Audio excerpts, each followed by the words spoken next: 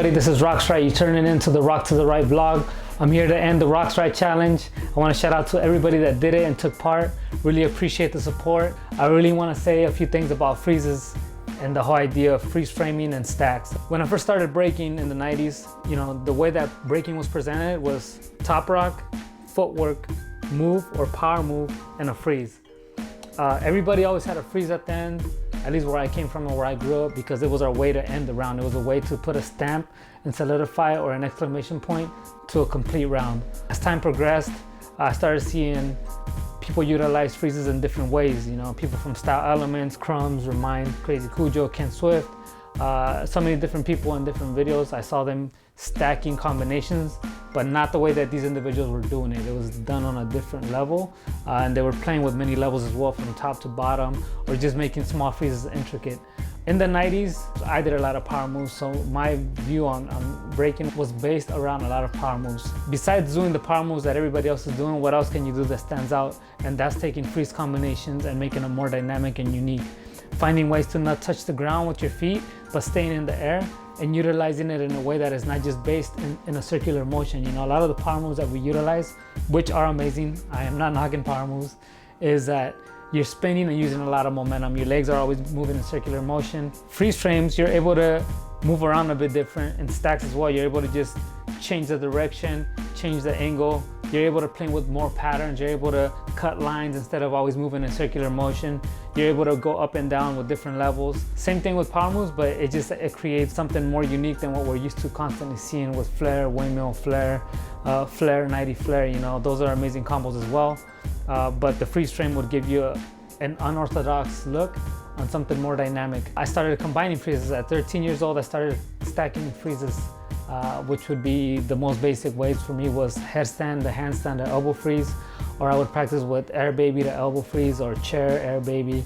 That was usually the fundamental part of combining that. From there on, I started evolving through it, you know, and at that time I was stacking more. The idea of stacks is you do one freeze to another freeze, to another freeze, to another freeze. It wasn't until later on when Zulu Gremlin really broke down the way that I was doing my freezes, you know, and he described it as freeze framing. So freeze frame would be like taking pictures, but we called it that because what I was doing was taking freezes, utilizing them as steps, and not just a stacked freeze. It would be freeze, freeze, freeze, freeze, and then an impact freeze at the end.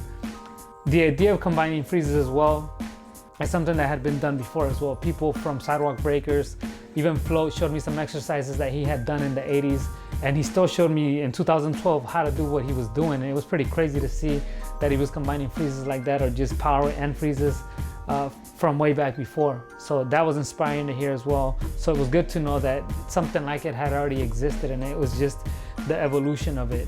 So that's the idea about freeze framing and stacking. Just wanted to share that with you guys. So it's time to announce the winner. It was hard. There was so much talent. I want to thank every single one of you that entered. I appreciate the support. I appreciate you guys taking up the challenge. Work on both sides. It's important to understand how to control your body with both hands and be able to move around up and down, transition in and out of your movement, utilizing both angles. Is very important for your development and your growth of breaking, you know.